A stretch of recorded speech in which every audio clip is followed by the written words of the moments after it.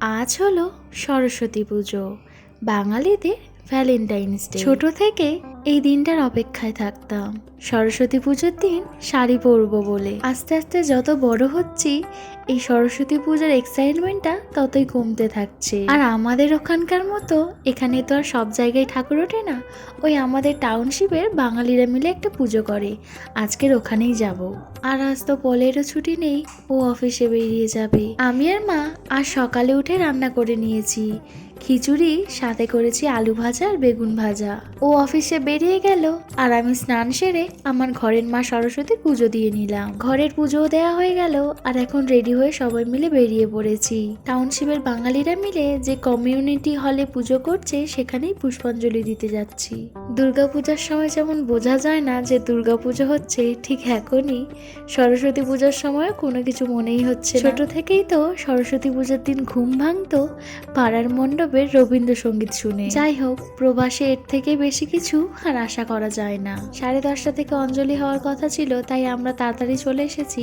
আর এসে দেখলাম পুজোর কোনো ব্যবস্থা করা হয়নি, ঠাকুরও পর্যন্ত মণ্ডপে বসানো নেই। তারপর একে একে সবাই আসছে আর পুজোর জন্য কাজকর্ম শুরু করে দিয়েছে। পুজো শুরু হয়ে গেছে আর পুষ্পাঞ্জলি হতে বেশ কিছুক্ষণ দেরি রয়েছে, তাই একদম কমিউনিটি হলের পিছনেই আর একটা ঠাকুর উঠেছে, আমরা ওখানেই এসেছি দেখতে।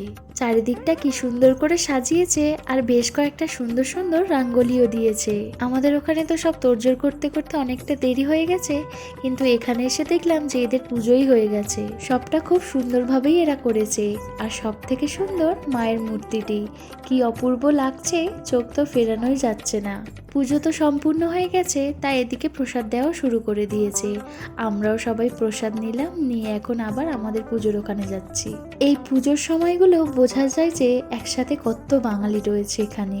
আর আশেপাশে সবাই যদি বাংলায় কথা বলে সেটা তো শুনতেও খুব ভালো লাগে। ঠাকুরমশাই এদিকে এখনো পুজো করছেন আর পুষ্পাঞ্জলি এখনো বেশ কিছুক্ষণ দেরি রয়েছে। পূজা শুরু হতেই অনেকটা দেরি হয়ে গেছে আর পুষ্পাঞ্জলি দেওয়ার জন্য ফুলও হাতে নিয়ে নিয়েছি।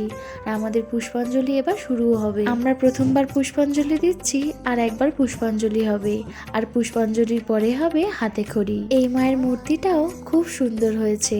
এখানে খিচুড়ি ভোগেরও আয়োজন হয়েছিল, কিন্তু আমরা দেখতে পাইনি বলে আমরা বাড়ির দিকে আবার চলে যাচ্ছি। এখানে কালী পুজোও হয়েছিল।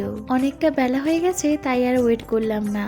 আর বাড়িতে তো খিচুড়ি হয়েইছে। সবাইকে সরস্বতী পুজোর আন্তরিক ও প্রীতি শুভেচ্ছা।